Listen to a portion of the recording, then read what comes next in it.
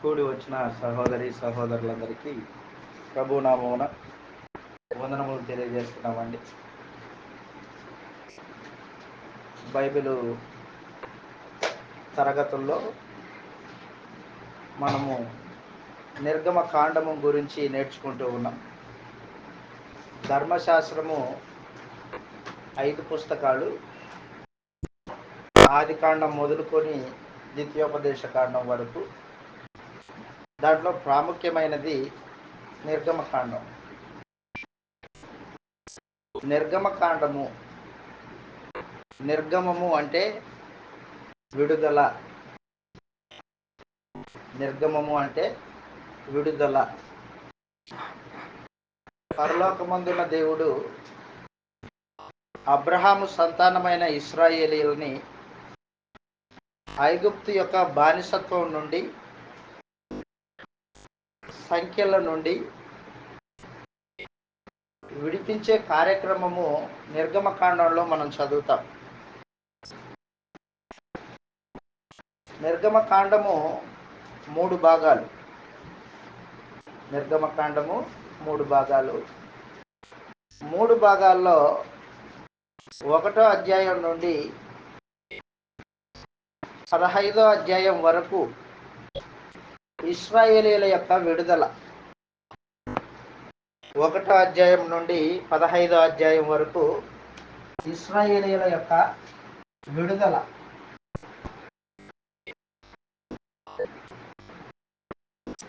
ఇశ్రాయేలీయుల విడుదల. రెండవ భాగము 16వ అధ్యాయం నుండి 24వ అధ్యాయం వరకు నిబంధన. ఇశ్రాయేలీయులతో దేవుని నిబంధన. ఇశ్రాయేలీయులతో దేవుని నిబంధన, ఆజ్ఞలు, కట్టడలు. 25వ అధ్యాయం నుండి 40వ అధ్యాయం వరకు క్రీస్తు సంఘమును గూర్చి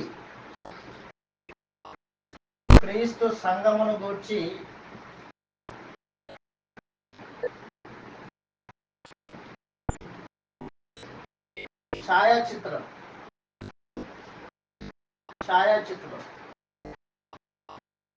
దీన్నే ప్రత్యక్ష గుడారం అంటారు.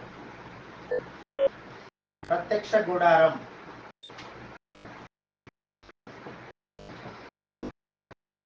నిర్గమకాండము 3 భాగాలు. 1వ అధ్యాయం నుంచి 15వ అధ్యాయం వరకు ఇశ్రాయేలీయుల యొక్క విడుదల అన్నమాట. పరలోకమందున దేవుడు ఇశ్రాయేలీయుల పితరుడైన అబ్రహాముతో వాగ్దానం చేశాడు, ప్రమాణం చేశాడు. ఆది కాండం 15వ అధ్యాయము. ఆది కాండం 15వ అధ్యాయం.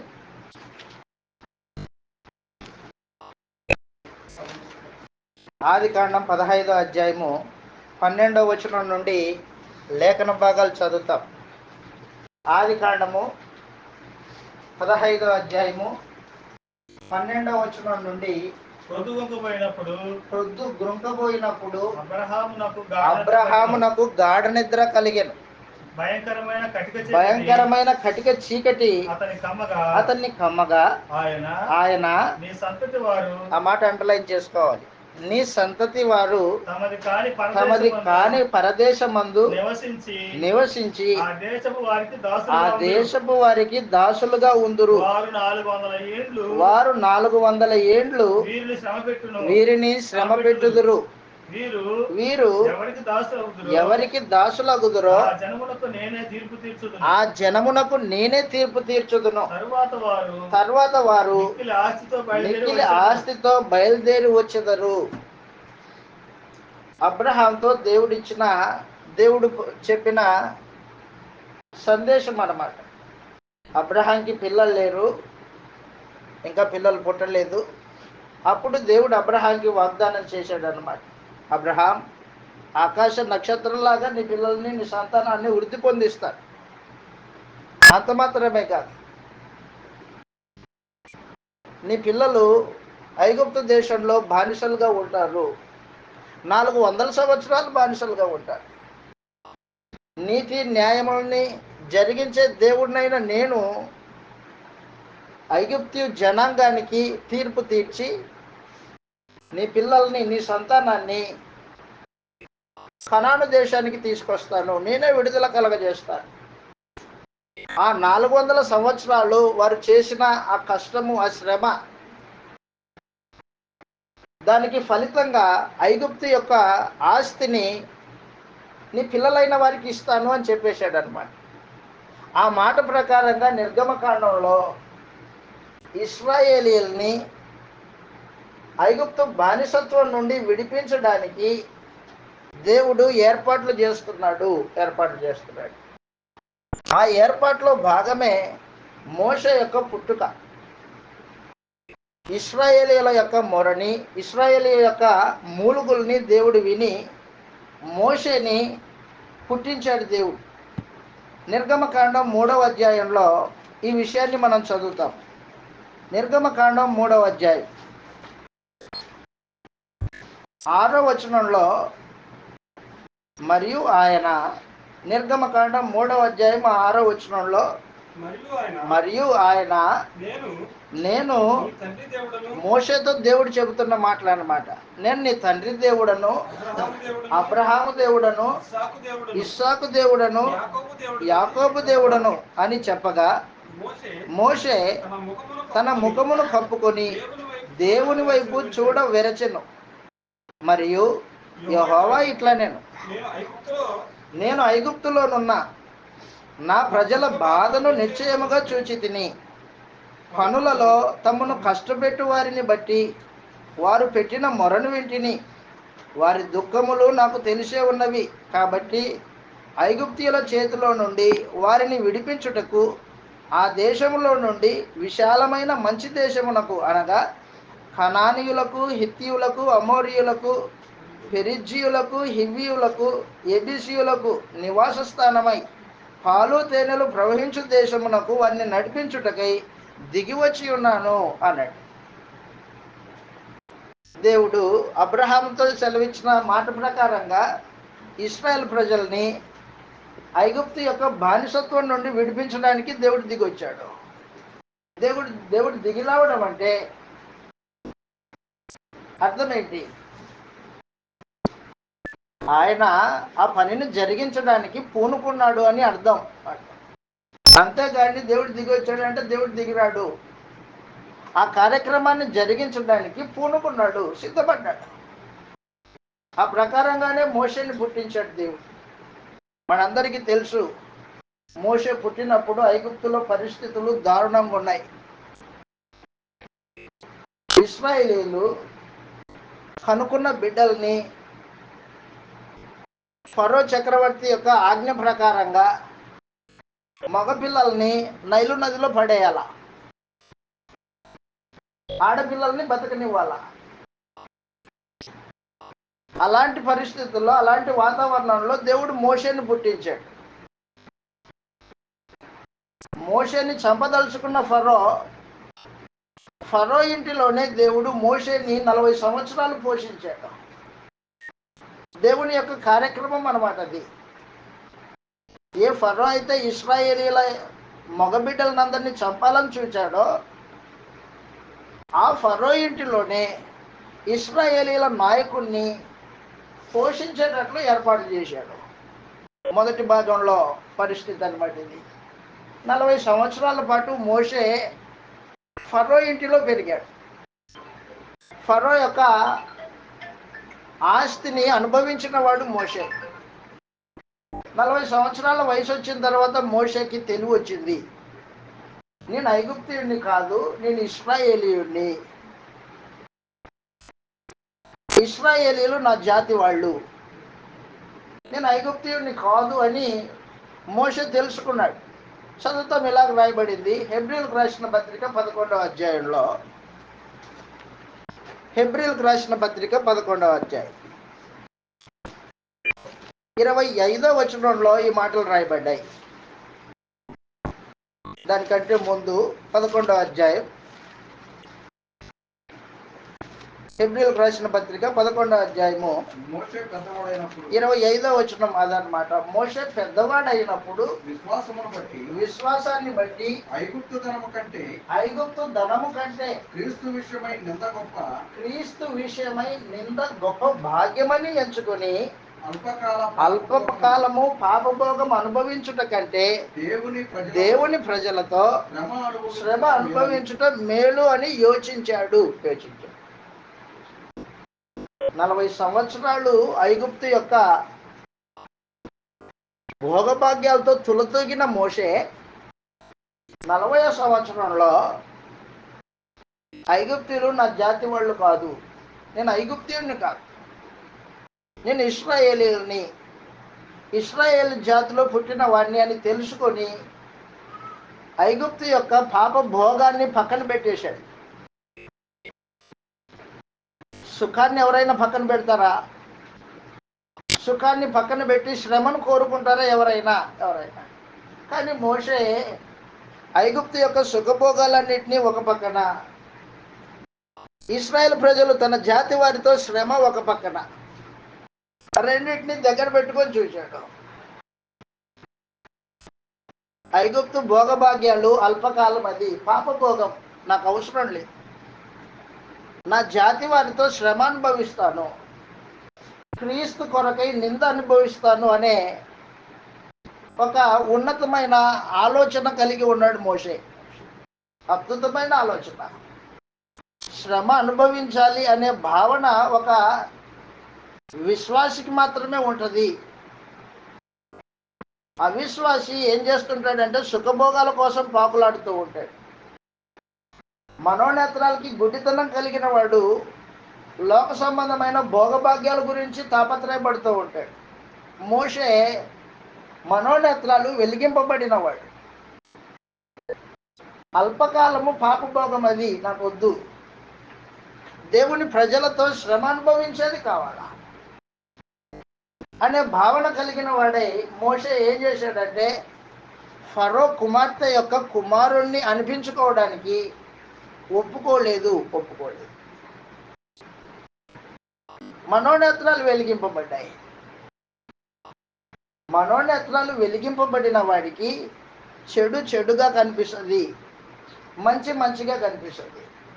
మనోనేత్రాలు గుడ్డితనం కలిగిన వాడికి చెడు మంచిగా, మంచి చెడుగా కనిపిస్తుంది, రివర్స్లో కనిపిస్తుంది గుడ్డోడికి. మనోనేత్రాలకి గుడ్డితనం కలిగిన వాడు చెడును మంచి అనుకుంటాడు.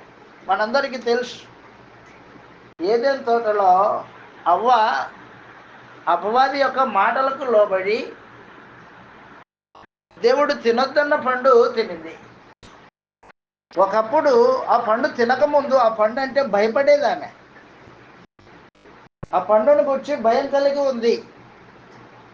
కానీ ఇప్పుడు అపవాది వచ్చి ఈ పండు తింటే మీరు దేవతల వల్లే ఉంటారు, మీ కన్నులు తెరవబడతాయి అని చెప్పగానే అబద్ధపు బోధ మనసులోకి వెళ్ళింది, అవ్వ యొక్క మనసులోకి వెళ్ళింది. మనస్సు గుడ్డితనం కలగజేయబడింది. అప్పుడు ఆ పండును చూడగానే కన్నులకు రమ్యమైనదిగా కనిపిస్తూ ఉంది. ఇప్పుడు పాపము రమ్యమైనదిగా కనిపిస్తుంది. కారణం ఏంటి? గుడ్డితనం కలిగిన ఈ కన్నులకి కలిగించింది ఎవరు? అపవాది. మనోనేత్రాలు వెలిగింపబడిందైతే ఇది దేవుడికి విరోధమైన కార్యక్రమం, దీన్ని చేయను అనే భావన అవ్వకుండా మంచిని చెడుగా ఆలోచన చేసింది అవ్వ. ఈ పండు తింటే చచ్చిపోతారని దేవుడు చెప్పాడు, ఈ పండు తింటే చావరు అని అపవాది చెప్పింది. దేనికి ఓటేసింది అవ్వ? అపవాది కోటేసింది. మోషే మనోనేత్రాలు వెలిగింపబడిన వాడై అపవాదికి ఓటేలా. సుఖభోగాల కొరకు ఆలోచన చేయలేదు మోషే. క్రీస్తుతో పాటు శ్రమలు అనుభవించాలి అనే భావన కలిగిన వాడై ఉన్నాడు. నాయకుడు దేవుని కార్యక్రమాలు జరిగించడానికి పుట్టినవాడు మోషే. చదువుతాం, ఇలాగ లేఖనాల్లో రాయబడింది, మనోనేత్రాలు గుడ్డితనం కలగబడిన వాడికి మంచి చెడుగా కనిపిస్తుంది, చెడు మంచిగా కనిపిస్తుంది. యెషయా గ్రంథం 5వ అధ్యాయంలో ఈ మాట రాయబడింది. యెషయా గ్రంథం 5వ అధ్యాయం 20వ వచనంలో ఈ మాట రాయబడింది. మనోనేత్రాలు గుడ్డితనం కలగజేయబడిన వాడు ఏమనుకుంటుంటాడంటే కీడు మేలనియు మేలు కీడనియు చెప్పుకొని చీకటి వెలుగనియు వెలుగు చీకటనియు ఎంచుకొని వారికి శ్రమ. ఏమనుకుంటున్నారంట వాళ్ళు? కీడు మేలని ఎంచుతున్నారంట, మేలు కీడని ఎంచుతున్నారు. ఆ తర్వాత కింద చదివితే ఏమంటున్నాడంటే వెలుగుని చీకటి అనుకుంటున్నారు, చీకటిని వెలుగు అనుకుంటున్నారు. రివర్స్లో చూస్తున్నారు వాళ్ళు.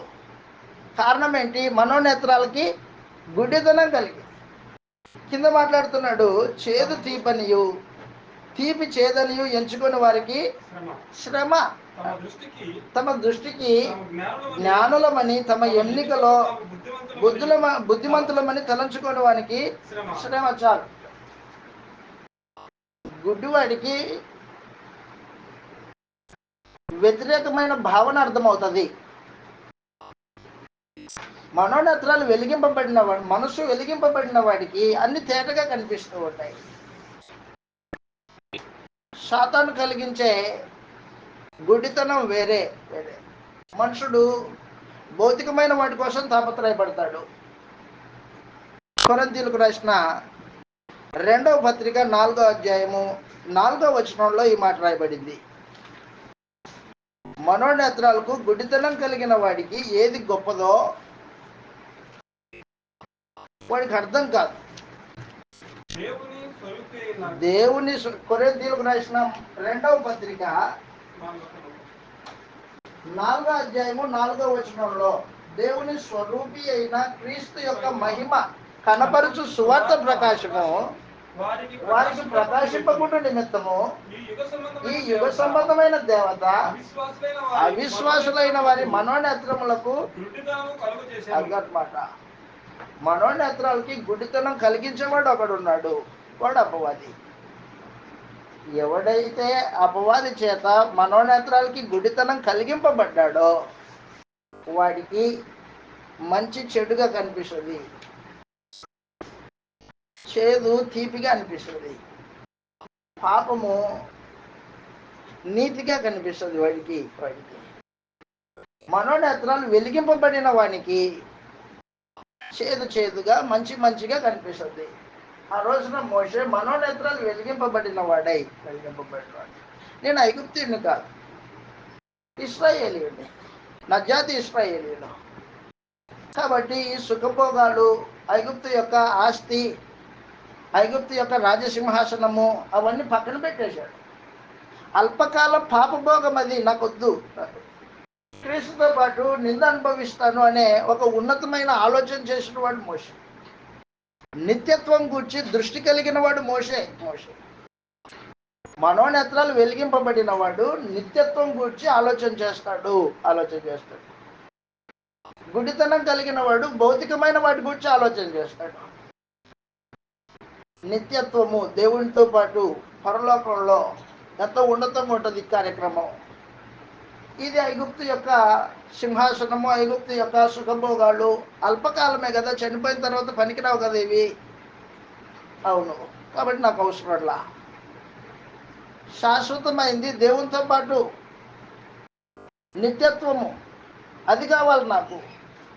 కాబట్టి మోషే ఆ రోజుననే నిత్యత్వపు దృష్టితో కొలతలేశాడు. మనోనేత్రాలు వెలిగింపబడిన వాడు కొలతలేస్తాడు. భూ సంబంధమైన దానికి పరలోక సంబంధమైన దాన్ని దగ్గర పెట్టుకొని కొలతలేస్తాడు. ఏది ప్రాముఖ్యమైంది? పరలోక సంబంధమైనదే ప్రాముఖ్యమైంది. మత్తయి సువార్త 16వ అధ్యాయంలో యేసు ప్రభు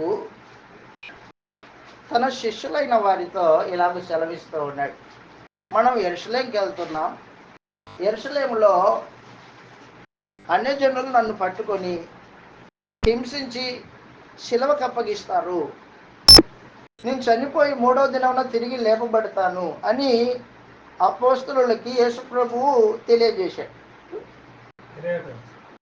మత్తయి సువార్త 16వ అధ్యాయము 21వ వచనంలో అప్పటి నుండి తాను యెరూషలేముకి వెళ్ళి పెద్దల చేతను ప్రధాన యాజకుల చేతను శాస్త్రుల చేతను అనేక హింసలు పొంది చంపబడి 3వ దినమున లేచుట అగత్యమని యేసు తన శిష్యులతో తెలియచేయ మొదలు పెట్టగా పేతురు ఆయన చేయి పట్టుకొని, ప్రభువా అది నీకు దూరమగును గాక, అది నీకెన్నడను కలగదని ఆయనను గద్దింపసాగి. యేసు ప్రభుని గద్దిస్తున్నాడు పేతురు యేసు ప్రభుని గద్దిస్తున్నాడు. ఏమని? అది నీకెన్నడూ జరగకుండును గాక, అది నీకు దూరమగును. ఏది దూరం అవ్వాలా? శిలువ మరణం దూరం అవ్వాలా. మంచి కోరాడా చెడు కోరాడా పేతురు?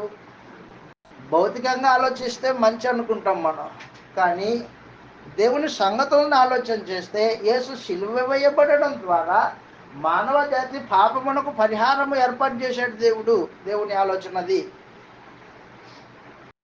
కానీ ఇప్పుడు పేతురు ఏమంటున్నాడు? ప్రభువా అది నీకు దూరమగును గాక. అప్పుడు యేసు ప్రభు అంటున్నాడు పేతురుని, సాతానా, పేతురు వైపు తిరిగి సాతానా నా వెనుకకు పో, నీవు అభ్యంతర కారణమై ఉన్నావు, మనుషుల సంగతులనే చూచుచున్నావు గాని దేవుడి సంగతులు తలంపగా ఉన్నావని అన్నమాట. మనోనేత్రాలు గుడితనం కలిగిన వాడికి దేవుని కార్యక్రమాల గురించిన ఆలోచన ఉండదు. వెలిగింపబడిన వాడికి దేవుని చిత్తమును గురించిన ఆలోచన ఉంటుంది. నేను సిలువ వేయబడితే మానవ జాతికి మేలు, యేసు ప్రభు యొక్క ఆలోచన అది. నీకు దూరమగును గాక, ప్రభువా ఇది నీకు దూరమగును గాక. మనుషుల ఆలోచన. నువ్వు మనుషుల సంగతులనే తలంచుచున్నావు కానీ దేవుని సంగతుల్ని తలంచుకున్నావు. సాతానా నా వెనకకు పో అని చెప్పేసి. కాబట్టి మనోనేత్రాలు వెలిగింపబడడం అనేది ప్రాముఖ్యమైన సమాచారం. ఆ రోజున మోషే మనోనేత్రాలు వెలిగింపబడిన వాడై నిత్యత్వపు దృష్టితో భూ సంబంధమైన వాటిని, ఐగుప్తు యొక్క సుఖభోగాల్ని పక్కన పెట్టేశాడు. అల్పకాలం పాపభోగం నాకు అవసరం లేదు, దేవునితో పాటు దేవుని ప్రజల కొరకు శ్రమ అనుభవిస్తాను. 40 సంవత్సరాల వయసులో మోషే తీసుకున్న నిర్ణయం అన్నమాట అది. ఆ ప్రకారంగానే దేవుడు మోషేని నాయకునిగా ఇశ్రాయేల్ ప్రజల్ని ఐగుప్తు బానిసత్వం నుండి విడిపించడానికి ఏర్పాటు చేసుకున్నాడు. మోషే ఆ రోజున ఇంకో చిన్న పొరపాటు చేశాడు. పొరపాటు ఏంటంటే తన సొంత జ్ఞానం చేత ఇశ్రాయేలీల్ని ఐగుప్తు బానిసత్వం నుండి విడిపించాలని ఆలోచన చేశాడు. సొంత జ్ఞానం.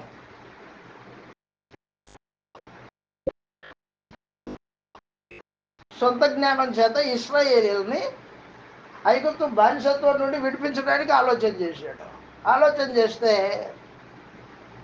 మోషే నా పనికి నువ్వు పనికిరావు, నీ సొంత జ్ఞానం చేత ఇశ్రాయేల్ ప్రజల్ని విడిపించాలనుకున్న ఆ ఆలోచన సరి అయింది కాదు. నాకు లోబడు, నా ఆజ్ఞలకు లోబడు, నన్ను అనుసరించు, నా మీద అనుకో, అప్పుడు నీవు ఇశ్రాయేల్ ప్రజల్ని విడిపించడానికి శక్తి వస్తుంది. సొంత ఆలోచన చేసుకోవద్దు. అపోస్తల కార్యములు 7వ అధ్యాయంలో మోషే చేసిన సొంత ఆలోచనని దేవుడు అడ్డకట్ట వేశాడు, నివారించాడు. అపోస్తల కార్యములు 7వ అధ్యాయంలో స్టెఫెను మాట్లాడుతూ మోషే గురించి తెలియజేసిన మాట. 7వ అధ్యాయము 22వ వచనం నుండి మనం చదివితే మోషే అపోస్తల కార్యములు 7వ అధ్యాయం 22వ వచనంలో మోషే ఐగుప్తీయుల సకల విద్యలను అభ్యసించి మాటల యందును కార్యముల యందును ప్రవీణుడై ఉండెను. అతనికి 40 ఏళ్ళు వచ్చినప్పుడు ఇశ్రాయేలీయులైన తన సహోదరులను చూడవలనన్న బుద్ధి పుట్టెను. అప్పుడు వారిలో ఒకడు అన్యాయము అనుభవించుట అతడు చూచి వారిని రక్షించి బాధపడిన వాని పక్షమున ఐగుప్తిని చంపి, రే మా జాతి వాడిని కొడతావా, నువ్వు మా జాతి వాడిని కొడతావా అని ఐగుప్తిని చంపేశాడు. చంపి ఇసుకలో బాధ పెట్టేశాడు. ప్రతీకారం తీర్చను. తన ద్వారా తన సహోదరులకు దేవుడు రక్షణ దయచేయుచున్న సంగతి వారు గ్రహింతురని అతడు తలంచాడు. గాని వారు గ్రహింపరు. ఏం ఆలోచన చేశాడు మోషే?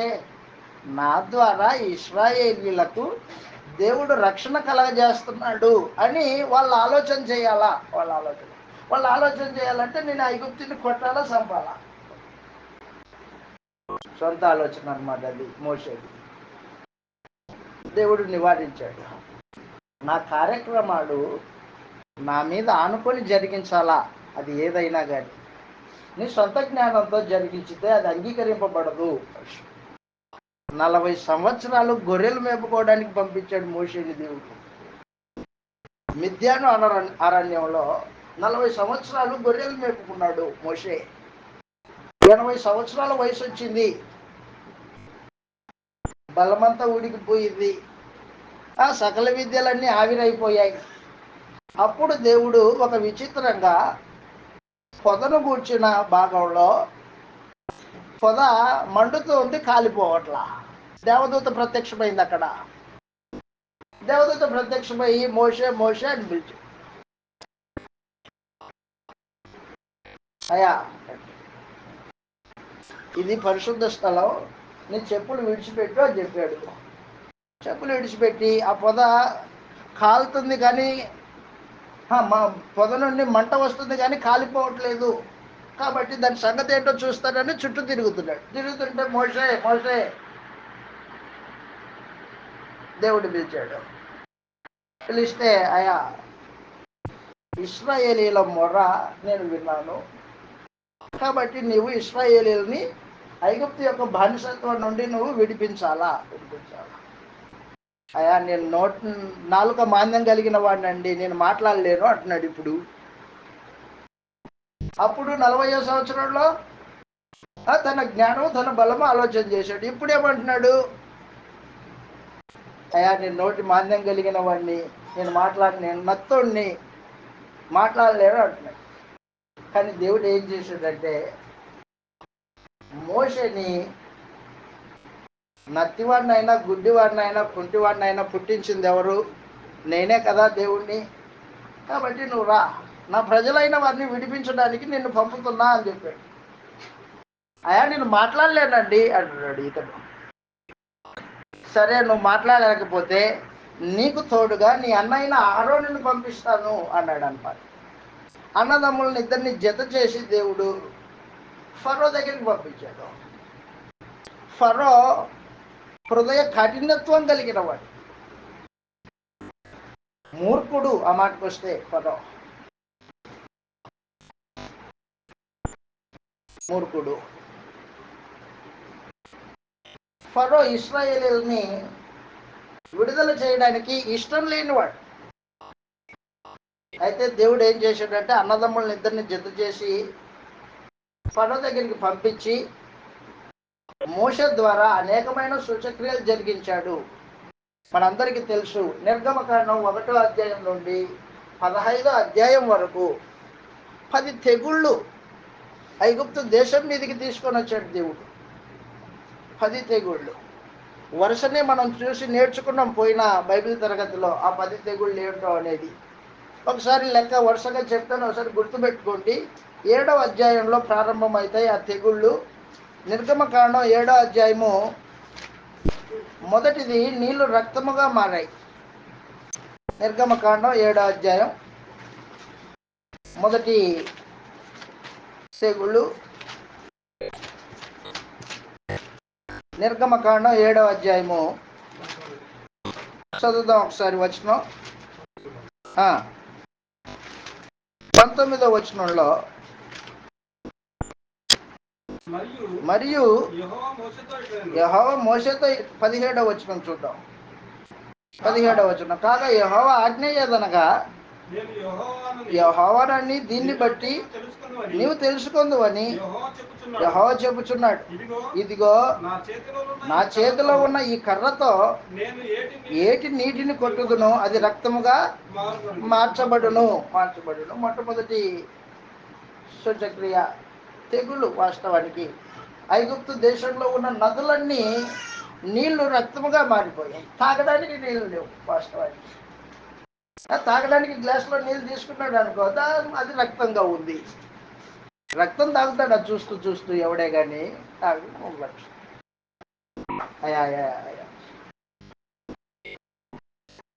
ఆ తర్వాత రెండవది కప్పల చేత బాధించాడు దేవుడు. 8వ అధ్యాయము 2వ వచనం నుంచి మనం చదివితే, నీవు వారిని పొనియనొల్లని ఎడల, 8వ అధ్యాయము 3వ వచనంలో,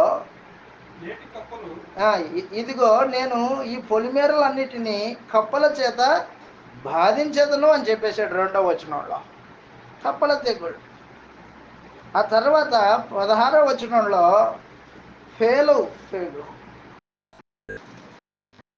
ఫరో యొక్క తల మీద పేళ్లు కారిపోతున్నాయి కిందికి.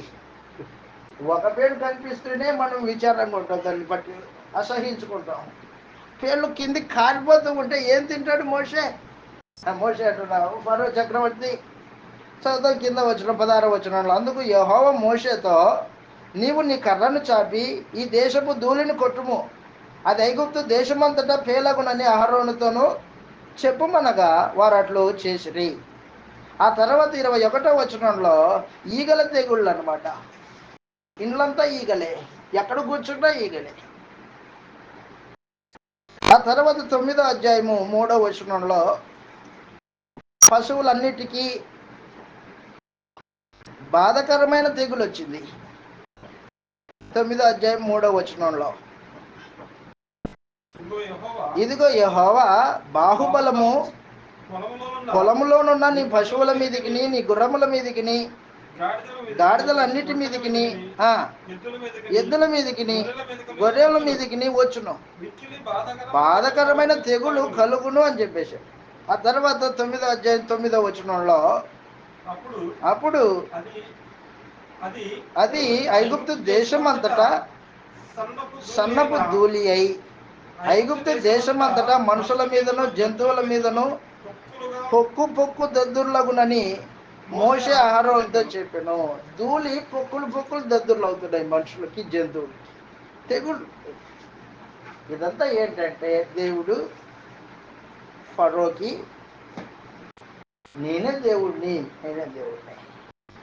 యెహోవా ఎవడు అన్నావు కదా, ఆ యెహోవా ఎవడో నేను చూపిస్తున్నాను నీకు ఇప్పుడు అని చెప్పాడు అనమాట. యెహోవా దేవుడు తన ప్రజలైన వారిని బలులర్పించడానికి పిలిచాడయా, మేము వెళ్తాము, మమ్మల్ని విడిపించు అని మోషే అహరోనులు వెళ్ళి అడిగితే ఫరో గర్వాంధుడై హృదయ కఠినత్వం కలిగిన వాడై, యెహోవా ఎవడో నాకు తెలియదు అని చెప్పాడు.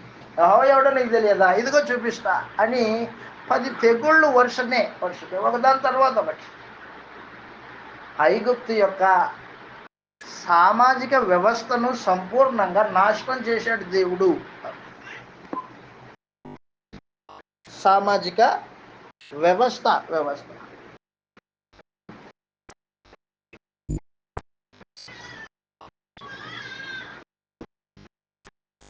సామాజికంగా హీనపరిచాడు దేవుడు. ఆ తెగుళ్ళ వలన సామాజిక హీనత, 2 ఆర్థిక ఇబ్బందులు,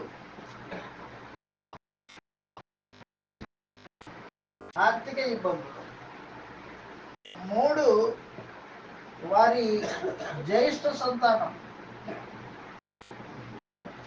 సంతానము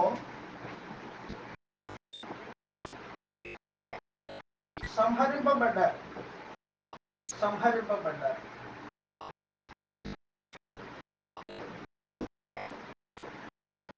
జ్యేష్ఠులందరినీ, ప్రతి కుటుంబంలో ఉన్న జ్యేష్ఠుని చంపేశాడు దేవుడు. సంహారకుల్ని పంపించి చంపేయించాడు. ఈ 10 తెగుళ్ళు ఈ 10 తెగుళ్ళు అయిపోయిన తర్వాత ఇశ్రాయేల్ ప్రజలు వెండి బంగారాలతో ఐగుప్తు దేశం నుండి బయటికి పంపబడ్డారు. ప్రతి కుటుంబంలో శవము ఉంది. కొడుకుల కొరకు ఏడుస్తున్నారు వాళ్ళు, ఐగుప్తీయులు ఏడుస్తున్నారు. గుర్తుపెట్టుకో, మోషే పుట్టినప్పుడు జ్యేష్ఠ కుమారులందరినీ చంపే ఇచ్చింది ఎవరు? ఫరో. నా ప్రజలైన వారిని నువ్వు హింసించావు, ఇదిగో నీకు అదే గతి. నాతో పెట్టుకోకు, నువ్వు చేసిందే నీ తల మీదకి వస్తుంది అన్నట్టుగా ఆ రోజున ఫరో ఏం చేశాడో, ఇశ్రాయేల్ ప్రజల జ్యేష్ఠుల్ని, మగబిడ్డలందరినీ చంపేయించాడో, ఆ రీతిగా ఇప్పుడు దేవుడు తన ప్రజల పక్షాన నిలబడి ఐగుప్తు దేశం యొక్క జ్యేష్ఠ పుత్రులందరినీ చంపేయించాడు. సంహారకుల్ని పంపించి చంపేయించాడు. నా ప్రజల్ని పోని.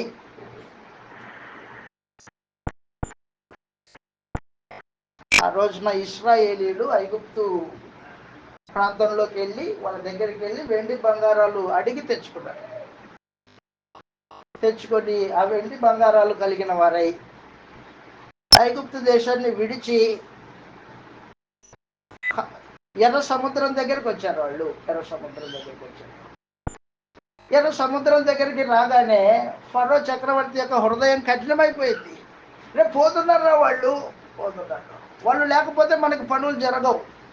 వాళ్ళు పోతున్నారు, ఇటుకలు చేసేవాళ్ళు లేరు, ఇల్లు కట్టుకోవడానికి మనకి కష్టం, వాళ్ళు ఉండాలా, రేపు వాళ్ళని పట్టుకోండి. ఫరో హృదయం కఠినమైపోయింది. మరలా ఇశ్రాయేలుని తరుముతూ ఉన్నాడు, సైన్యంతో తరుముతూ ఉంటే దేవుడు ఏం చేశాడంటే ఒక మహా ఆశ్చర్యకరమైన కార్యక్రమం జరిగించాడు. ఇశ్రాయేలీల యొక్క కన్నుల ఎదుట ఎర్ర సముద్రాన్ని పాయలు చేశాడు దేవుడు. 14వ అధ్యాయంలో మనం చదువుతాం. నిర్గమకాండం 14వ అధ్యాయంలో కార్యక్రమం అది. వెనకేమో ఐగుప్తు యొక్క సైన్యం, ఫరో చక్రవర్తి రథాలు, ముందేమో ఎర్ర సముద్రం. ఎట్టుపోతారు ఇప్పుడు? చిక్కారులా, ఎక్కడ పోలేరు వీళ్ళు అనుకున్నారు ఐగుప్తు సైన్యం. ఫరో మోషే ప్రార్థన చేస్తున్నాడు, అయా ఈ గడ్డి పరిస్థితి ఏంటి మాకి అన్నాడు. ఏం మాట్లాడుకోకుండా నీ చేతిలో ఉన్న కర్ర తీసుకొని సముద్రం మీద కొట్టు. సముద్రం మార్గాన్ని ఇస్తుంది, నీకు ఆరిన నేల ఇస్తుంది. ఆరిన నేల మీద ఇశ్రాయేలీలు నడుచుకుంటూ పోయారనమాట. విచిత్రం వాస్తవానికి. మహాసముద్రం పాయలయ్యింది, ఇశ్రాయేల్ నడుచుకుంటూ పోతే ఫరో యొక్క సైన్యం కూడా ఇశ్రాయేల్ని తరుముకుంటూ రేపు పోతున్నారు తరుముకుంటూ వచ్చారు. ఎర్ర సముద్రం మధ్యలోకి రాగానే ఐగుప్తు యొక్క రాజు ఫరో చక్రవర్తి యొక్క రథాలు, సైన్యము సంపూర్ణంగా ఎర్ర సముద్రంలో మునిగిపోయాయి. ఒక రాయి నేస్తే సముద్రంలో ఎలాగ అడుగుకి వెళ్తుందో ఆ రీతిగా ఐగుప్తు యొక్క సైన్యము రథాలు మునిగిపోయాయి. 4 ఐగుప్తు యొక్క సైన్య బలం,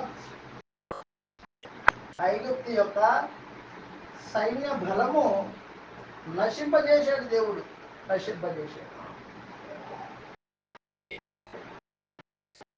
కాబట్టి దేవుడు తన కార్యక్రమాలని ఏ రీతిగా గ్రంథంలో నడిపించుకుంటూ వచ్చాడో మనం తేటగా అర్థం చేసుకుంటూ చదవాలి.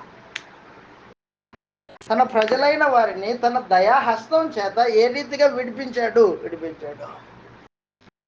ఇశ్రాయేలీలు ఎర్ర సముద్రము పాయలై నడుచుకుంటా బయటకు వచ్చారన్న సమాచారము చుట్టూ ఉన్న దేశాల ప్రజలందరికీ తెలిసిపోయింది. అయ్యో, వారి దేవుడు ఎంత గొప్పోడు. యెహోషువ గ్రంథం 2వ అధ్యాయంలో చుట్టూ ఉన్న ప్రజలు యెహోవా దేవుని గూర్చి, ఇశ్రాయేలు ప్రజల గూర్చి భయపడుతున్నారు. యెహోషువ గ్రంథం 2వ అధ్యాయంలో వేగుల వారిని చేర్చుకొనిన రాహాబు అనే స్త్రీ ఇలాగ మాట్లాడుతూ ఉంది దేవుని కార్యక్రమం గురించి. 2వ అధ్యాయము 9వ వచనం నుండి చదువుతాం. 8వ వచనం నుండి. యెహోషువ గ్రంథం 2వ అధ్యాయం 8వ వచనం నుండి. ఆ వేగుల వారు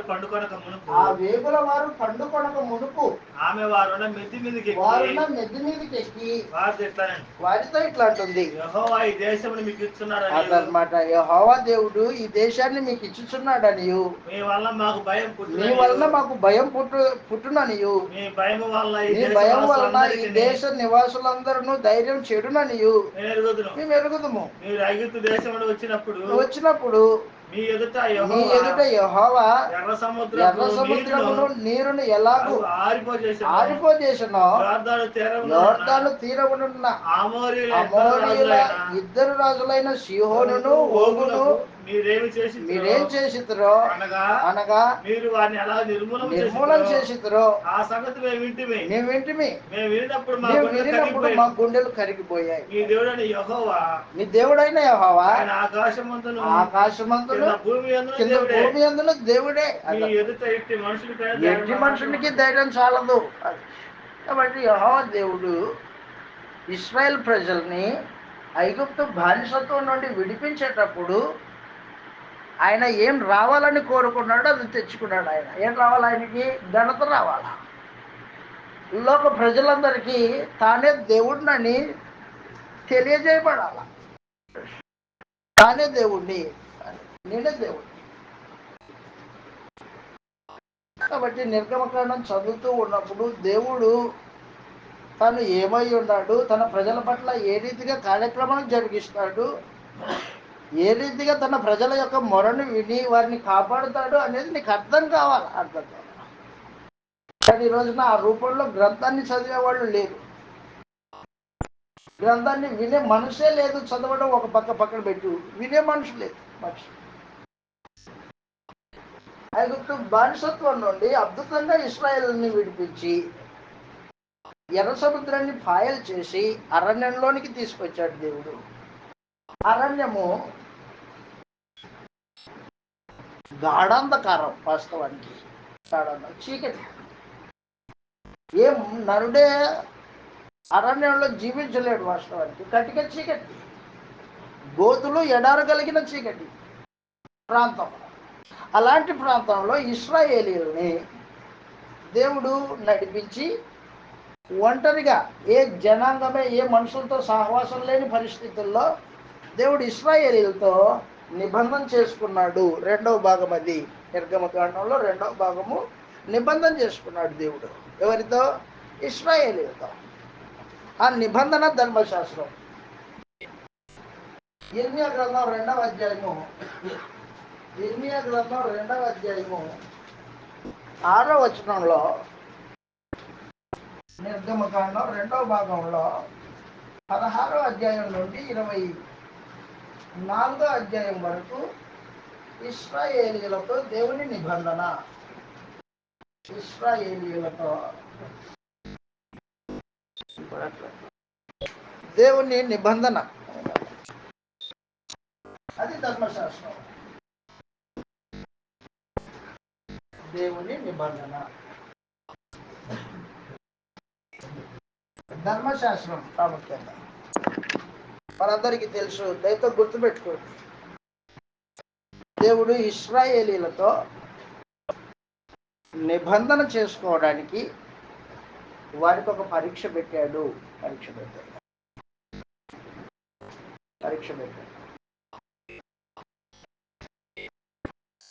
16వ అధ్యాయంలో, నిర్గమకాండం 16వ అధ్యాయంలో పరీక్ష ఉంది. ఏంటి పరీక్ష? అరణ్యంలో తినడానికి భోజనం దొరకదు. అయినా నీ దేవుణ్ణైనా నేను నిన్ను కాపాడుతాను, నిన్ను పోషిస్తాను. ఎడారి కలిగిన ప్రాంతంలో నీళ్లు ఉండవు తాగడానికి, అయినా నేను నీకు నీళ్ళు ఇస్తాను. పరిస్థితులు ప్రతికూలంగా ఉన్నాయి. అయినప్పటికీ నేను దేవుణ్ణి, నేను మిమ్మల్ని విడిపించాను, నా ప్రజలుగా స్వీకరిస్తాను, కాబట్టి మీ సమస్తము నేను చూసుకుంటాను అని దేవుడు ఇశ్రాయేల్ ప్రజలకి తెలియజేశాడు అన్నమాట. నా మీద ఆధారపడండి, నన్ను నమ్మండి. దాని కొరకు ఒక పరీక్ష పెట్టారు. ఇర్మియా గ్రంథం 2వ అధ్యాయం 6వ వచనం చదివిన తర్వాత ఆ పరీక్ష దగ్గరికి వస్తాం. ఐగుప్తు దేశంలో నుండి, బాగా గుర్తుపెట్టుకోండి, ఐగుప్తు దేశంలో, ఇర్మియా గ్రంథము 2వ అధ్యాయం 6వ వచనంలో, ఐగుప్తు దేశంలో నుండి మమ్మల్ని రప్పించిన యెహోవా ఎక్కడ ఉన్నాడు? అరణ్యంలో అనగా, అరణ్యము అంటే చెప్తున్నాడు. అరణ్యం అంటే ఎడారులు గోతులు గల దేశములో. అరణ్యం అంటే ఎడారులు. ఎడారి ప్రాంతంలో నీళ్లు ఉండవు. ఎడారులు ప్లస్ గోతులు దేశములో. చదును భూమి కాదు అది, గోతులు కలిగిన భూమి. అనావృష్టి, వర్షం లేని పరిస్థితులు, అనావృష్టి, గాఢాంధకారము, చీకటి కలిగింది అదనమాట. కలిగి ఎవరును సంచారమైనను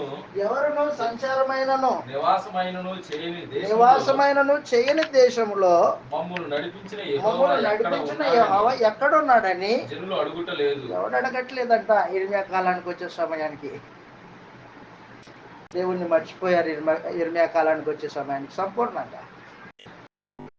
కాబట్టి ఎడారి అరణ్య ప్రాంతం అది. ఈ అరణ్యంలో ఇశ్రాయేల్ ప్రజలు సుమారు 30 లక్షల మంది, పిల్లలు ముష్మోళ్ళు అందరూ 30 లక్షల జనాంగం. వారికి ఆహారము, వారికి తాగడానికి నీళ్లు, సమస్తము, వారి పోషణ సంరక్షణ దేవుడే.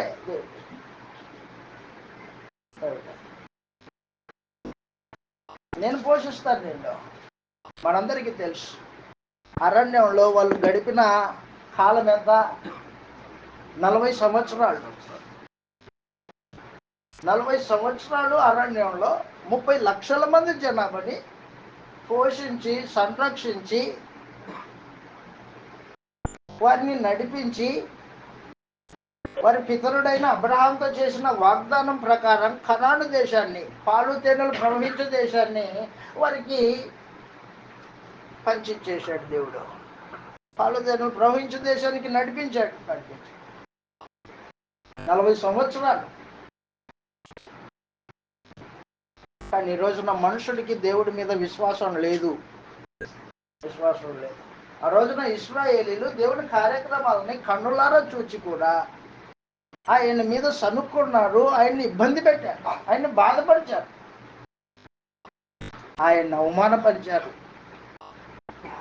నమ్మని ప్రతివాడు దేవుడిని అవమానపరిచినట్లే. ఆయన మీద ఆనుకొనుకోకుండా తను సొంతంగా ఆలోచన చేసే ప్రతివాడు దేవుడికి విరోధి. ఇశ్రాయేలీయుల్ని పరీక్షించడానికి దేవుడు ఏర్పాటు చేశాడు. 16వ అధ్యాయం, నిర్గమకాండం 16వ అధ్యాయం. మీకు ఈ సంగతులు ఎందుకు చెప్తున్నానంటే, నిర్గమకాండం అనగానే మీకు ఈ సందేశం అంతా మైండ్లోకి రావాలి ఒకసారి. నిర్గమకాండం అంటే 3 భాగాలు. మొదటి భాగం ఇశ్రాయేలు యొక్క విడుదల. 2 వారితో దేవుడు చేసుకునే నిబంధన. ఆ నిబంధన చేసేటప్పుడు దేవుడు ఇశ్రాయేలీయులకి పరీక్ష పెట్టాడు. 16వ అధ్యాయం 1వ వచనంలో, నిర్గమకాండం 16వ అధ్యాయం 1వ వచనంలో, తరువాత ఇశ్రాయేలీయులు జన సమూహమంతయు జన సమాజమంతయు ఎలీము నుండి ప్రయాణమైపోయి వారు ఐగుప్తు దేశంలో నుండి బయలుదేరి 2వ నెల 15వ దినమున ఎలీమునకు సీనాయికిని మధ్య సీను అరణ్యానికి వచ్చింది. ఆ అరణ్యంలో ఇశ్రాయేలీయులు జన సమూహమంతయు మోషే అహరోనుల మీద సనిగిరి. ఇశ్రాయేలీయులు మేము మాంసమును వండుకొను కొండల యొద్ద కూర్చుండి తృప్తిగా ఆహారము తిన్నప్పుడు. అవునా? అంత కష్టం చేసుకుంటూ ఉన్న వీళ్ళకి ఆయాసంతో భోజనం చేశారు తప్ప తృప్తిగా తిన్నారు ఐగుప్తు దేశంలో వీళ్ళు. ఇటుకలు తయారు చేయకపోతే ఫరో యొక్క కొరడ భుజం వీపుని వాయించేవాళ్ళు. అక్కడ తృప్తిగా తిన్నారంట. అంటున్నారు మేము తృప్తిగా తినినప్పుడు ఎలా చనిపోలేదు. ఈ సర్వ సమాజము ఆకలి చేత చంపడానికి ఈ అరణ్యంలోనికి మమ్మల్ని అక్కడి నుండి తోడుకొని వచ్చిందివని వారితో మోషే అహరోనుల మీద సరిగారు. మమ్మల్ని ఎందుకు నడిపించారు, మేము అక్కడే ఉంటే బాగుండేది. మాంసం దగ్గర కుండలు వండేటప్పుడే మేము తినేవాళ్ళం తృప్తి అంటున్నారు. మీరు మమ్మల్ని చంపడానికి అరణ్యానికి తీసుకొచ్చారు. కళ్ళెదుట ఎర్ర సముద్రం పాయలైనప్పుడు చూడలేదా నీ కళ్ళు చూడలేదా? దేవుని దయాహస్తము ఐగుప్తు యొక్క ఫరో చక్రవర్తి యొక్క సైన్య బలాన్ని ఎర్ర సముద్రంలో అట్టడుగున ముంచినప్పుడు ఆయన బలం నీకు అర్థం కాలేదా? ఆయన శక్తి నీకు అర్థం కాలేదా? ఇర్మియా గ్రంథం 5వ అధ్యాయం 25వ వచనంలో 20వ వచనం, ఇర్మియా గ్రంథం 5వ అధ్యాయం 20వ వచనంలో ఇశ్రాయేలీయులు కళ్ళుండి చూడలేని గుడ్డోళ్ళు, చెవులుండి వినలేని 5వ అధ్యాయం ఇర్మియా గ్రంథం 5వ అధ్యాయం 20వ వచనంలో యాకోబు వంశస్థులకు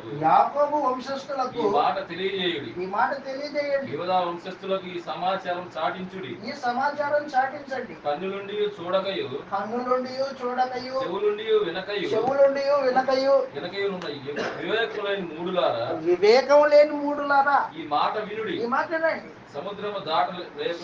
సముద్రం దాటలేకుండా ఉండడానికి దాని తరంగములు ఇంతవరకే అని దాని పొంగును అంచడానికి ఎంత పొర్లినను అవి ప్రబల లేకయు ఉండునట్లు ఎంత ఘోషించినను దాన్ని దాటలేకోకుండా ఉండడానికి నిత్య నిర్ణయం చేత ఇసుకను సరిహద్దుగా వేసిన వాడినైనా నాకు మీరు భయపడరా? నాకు భయపడరా మీరు? దేవుని భయం లేని జనాంగం ఇశ్రాయేలీలు. కన్నులున్నా చూడలేని గుడ్డోళ్ళు, చెవులున్నా వివేకంతో ఆలోచన చేయలేని చెవిటోళ్ళు. ఈ రోజున ప్రజలు కూడా అనేక మంది దేవుని గ్రంథం చేతిలో ఉన్న చదవలేని గుడ్డోళ్ళు, దేవుని వాక్యం వినపడుతున్నా కనీసం వివేచన కలిగి ఆలోచన చేయలేని చెవిటోళ్ళు. ఆ రోజు ఇశ్రాయేలు ఎలాగో ఈరోజు ప్రజలు అలాగే ఉన్నారు. 66 గ్రంథముల పుస్తకం నీ చేతిలో ఉంటే దాన్ని కనీసం పరిశీలన చేయకోకుండా వివేచనతో దేవుని కార్యక్రమాలని ఆలోచన చేయకోకుండా గుడ్డిగా వెళ్ళే జనాంగం ఈ రోజున అనేక మంది దయచేసి గుర్తుపెట్టుకో. ఆ రోజున ఇశ్రాయేలీలు కన్నులుండి చూడలేదు. దేవుని శక్తి ప్రదర్శింపబడుతుంది వారి ఎదుట, అయినా దాన్ని గుర్తించని గుడ్డోళ్ళు. ఎక్కడో అన్య జనాంగం వాళ్ళు, రాహాబు స్త్రీ, ఎరికో పట్టణానికి చెందిన ఆమె దేవుని కార్యక్రమాలని విన్నప్పుడు అక్కడున్న ప్రజలందరికీ గుండె బద్దలయ్యింది అని చెప్పి, మా గుండెలు కరిగిపోయాను అని చెప్పి. ఇశ్రాయేల్ గుండె రాతి గుండె కరగలవారు. కళ్ళెదుట కనబడుతున్న దేవుని శక్తి సామర్థ్యాలు, దేవుని కార్యక్రమాలు, దేవునికి భయపడని జనాంగం. దేవుడికి తెలుసు, ముందే తెలుసు. అందుకని పరీక్ష పెట్టబోతున్నాడు 16వ అధ్యాయంలో. ఏంటి పరీక్ష? 16వ అధ్యాయంలో దేవుడు ఇశ్రాయేల్ ప్రజలకి ఒక ప్రత్యేకమైన ఆహారాన్ని ఏర్పాటు చేసి పెట్టాడు. ఆకాశం నుండి వారి కొరకు మన్నాను కురిపించాడు. మన్నా భూమి మీద పండే ఆహారం కాదది, ఆకాశపు పంట అన్నాడు దాన్ని గ్రంథంలో. ఏ జనాంగమే ఆకాశం నుండి కురిసే పంట తినలా, కానీ నా ప్రజలు ఆకాశం నుండి కురిసిన పంట తింటారు. మోషే ఇశ్రాయేల్ ప్రజలకు చెప్పు, పో, రేపటి దినమున మీరు పవిత్రంగా ఉండమని చెప్పు. వారి కొరకు నేను ఆహారాన్ని కురిపిస్తాను, వారు ఆహారాన్ని తిని తృప్తి పొందుతారని చెప్పు. అయితే ఒక పరీక్ష ఏంటంటే, ఇంటిలో ఎన్ని తలకాయలు ఉన్నాయి? 5 తలకాయలు ఉన్నాయి. అంటే 5 మంది మనుషులు ఉన్నారు. 5 మందికి ఒక్కొక్కరికి ఒక్కొక్క ఓమేరు కొలత అనమాట. అది ఓమేరు చొప్పున మన్నాను ఇంటికి తెచ్చుకోవాలా. ఉదయాన్నే మంచుతో పాటు కలిసి పడుతుంది మన్నా. ఎండ రాగానే మంచు కరిగిపోతుంది, కొత్తిమీర గింజల్లాగా ఉంటుంది మన్నా. దాన్ని కూర్చుకొని వచ్చి, అది ధాన్యము, దాన్ని కూర్చుకొని వచ్చి పొడి చేసుకొని, పిండి చేసుకొని రొట్టె చేసుకోవాలా. 6 రోజులు, ఆదివారం మొదలుకొని శుక్రవారం వరకు 6 రోజులు తలకాయకి ఒక ఓమేరు మాత్రమే తెచ్చుకోవాలి ఇంటికి. ఎక్కువ కూర్చుకోకూడదు. ఎక్కువ కూర్చుకుంటే రేపటి దినమున అది ఏమైపోతుంది? కుళ్ళు పడుతుంది, పాడైపోతుంది, తినడానికి పనికిరాదు.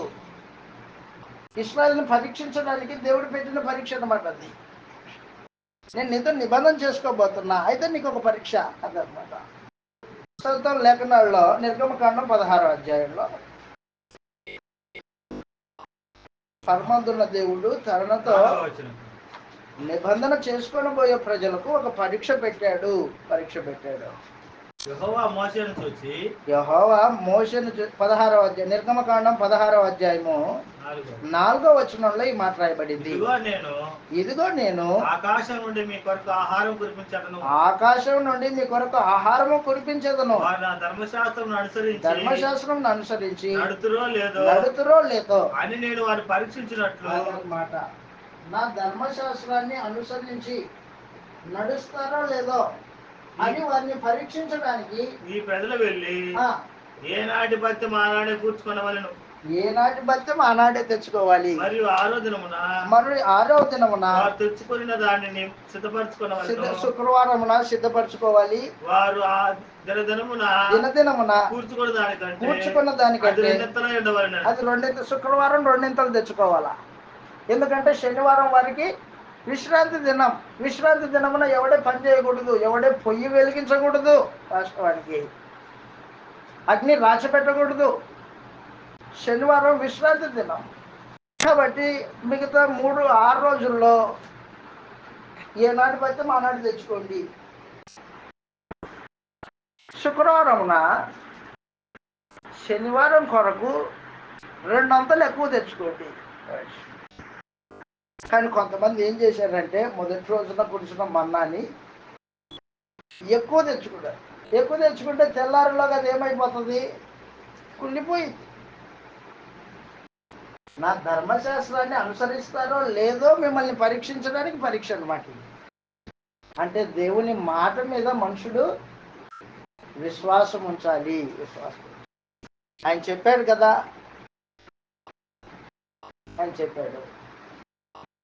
తలకి ఒక ఓమేరు చొప్పున మన్నాను కూర్చుకోమని చెప్పాడు. కానీ కొంతమంది ఎక్కువ కూర్చుకున్నారు, కుళ్ళిపోయింది.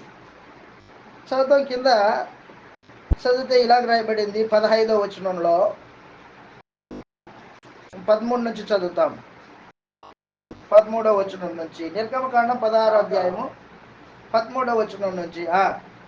కాగా సాయంకాలమున ఊరేళ్లు వచ్చి వారి పాలెమును కప్పెను. ఉదయమున మంచు వారి పాలెం చుట్టూ పడి ఉండెను.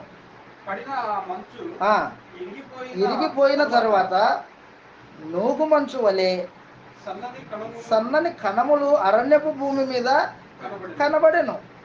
ఇశ్రాయేలీయులు దాన్ని చూచినప్పుడు అది ఏమైనది తెలియక ఇదేమి అని ఒకరితో ఒకరు చెప్పుకొనిది. మోషే, ఇది తినుటకు యెహోవా మీకు ఇచ్చిన ఆహారము. యెహోవా ఆజ్ఞాపించినదేమనగా, ప్రతివాడును తన వారి భోజనమునకు ప్రతివాడు తన కుటుంబంలోని తలకు ఒక్కొక్క ఓమేరు చొప్పున దాన్ని కూర్చుకొనవలెను. ఒక్కొక్కడు తన గుడారములోనున్న వారి కొరకు కూర్చుకొనవలెను. ఇశ్రాయేలు అట్లు చేయగా ఏం చేశారంటే, కొంతమంది హెచ్చుగా కొందరు తక్కువగాను కూర్చుకొనిరి. ఓమేరుతో కొలిచినప్పుడు హెచ్చుగా కూర్చుకున్న వానికి ఎక్కువ మిగలలేదు, తక్కువగా కూర్చుకున్న వానికి తక్కువ కాలేదు. వారు తమ తమ ఇంటి వారి భోజనమునకు సరిగా కూర్చుకొని ఉండిరి.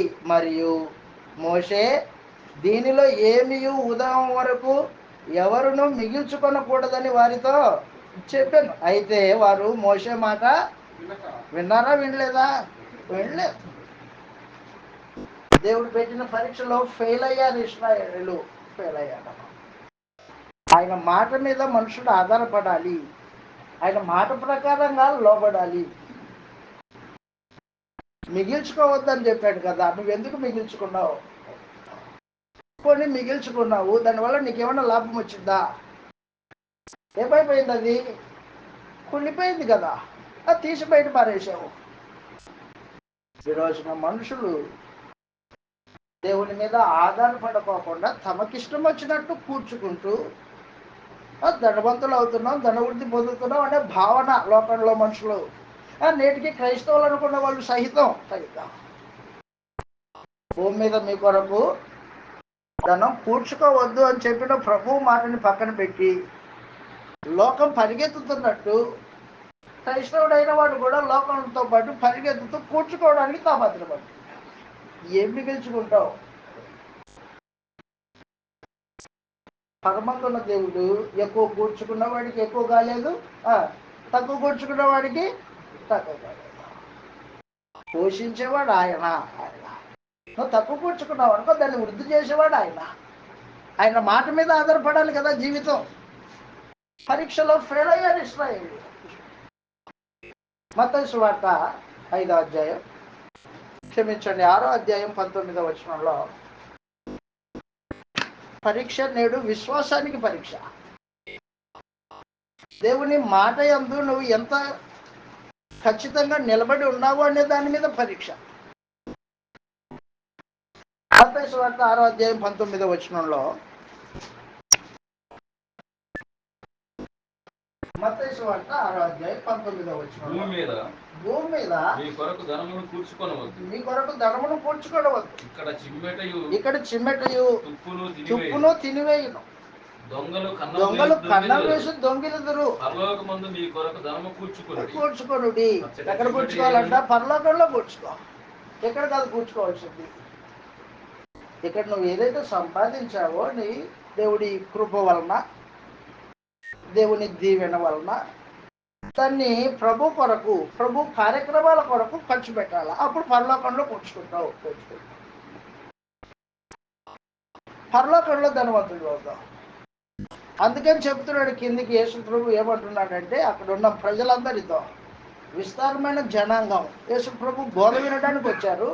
వారికి చెబుతున్నాడు, ఏమి తిందుమో, ఏమి త్రాగుదుమో, ఏమి ధరించుకుందుమో అని మీ దేహమును గూర్చి మీరు ఆలోచన చేయకండి, మీ ప్రాణమును గూర్చి ఆలోచన చేయకండి. మీ పరలోకపు తండ్రి మీకు ఆహారాన్ని కలుగజేస్తాడు, ఇస్తాడు. ఆయన మీద ఆధారపడండి. ప్రారంభం నుంచి దేవుడు కోరుకుంటుంది ఏంటి? మానవుడు తన మీద ఆధారపడాలని కోరుకుంటున్నాడు. దేవుడు నా మీద ఆధారపడు, పోషించే బాధ్యత నాది, సంరక్షించే బాధ్యత నాది, నా మాట ప్రకారంగా నడుచుకో, పోషిస్తాను. మీరు దేవుని ప్రజలైన వాళ్ళు దేవుని మీద అనుకుంటారు. మీరు నా ప్రజలో కాదో ఇక్కడే తెలిసిపోతుంది అని ఇశ్రాయేలుకి పరీక్ష పెట్టాడు. ఈ రోజున కూడా ఎవరు క్రైస్తవులో, ఎవరు క్రైస్తవులు కాదో అనేది వారి జీవిత విధానంలో, వారు చేసే పనుల్లో తేటగా అర్థమైపోతుంటుంది. దేవుని కార్యక్రమాల కంటే లోక సంబంధమైన కార్యక్రమాల మీద ఎప్పుడైతే నువ్వు పాపులాడుతూ ఉంటావో అప్పుడే అర్థమవుతుంది నీవు దేవుడి మీద ఆధారపడలేదు అని. చదువు అక్కడ కింద వచ్చిన వాళ్ళు మత్తయి సువార్త 6వ అధ్యాయంలో, మత్తయి సువార్త 6వ అధ్యాయంలో, ఏమి తిందుమో, ఏమి త్రాగుదుమో, ఏమి ధరించుకుందుమో అని నీ దేహమును గూర్చి మీరు పాకులాడవద్దు అని చెప్పేశాడు. 25వ వచనంలో, మత్తయి సువార్త 6వ అధ్యాయం 25వ వచనం. అందువలన నేను మీతో చెప్పున్నదేమనగా ఏమి తిందుమో ఏమి తాగుదుమో అని మీ ప్రాణమును గూర్చేయను, ఏమి ధరించుకుందుమో అని మీ దేహమును గూర్చేయను ఆయనను చింతింపకుడి. చింతించద్దు అంటే చింతిస్తాడు మనిషి. వ్యతిరేకం అనమాట. చింత చేయొద్దు నాయన. ఏం తినాలి, ఏం తాగాలి, ఎలా ఉండాలి, ఏ బట్టలు కట్టుకోవాలి ఆలోచన చేయొద్దు. నేను కదా నీకోసం చేసేది సమస్తం, నేను చేస్తాను.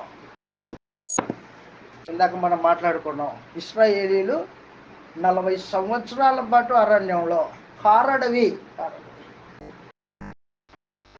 40 సంవత్సరాలు మన్నా చేత పోషించాడు దేవుడు వారిని.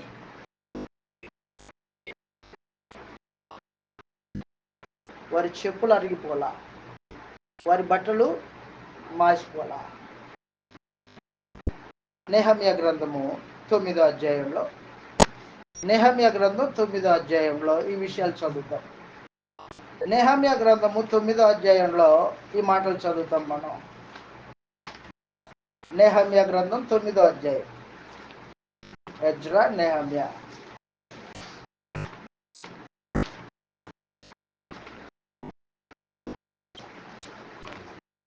తొమ్మిదో అధ్యాయము, నెహమ్యా గ్రంథం 9వ అధ్యాయంలో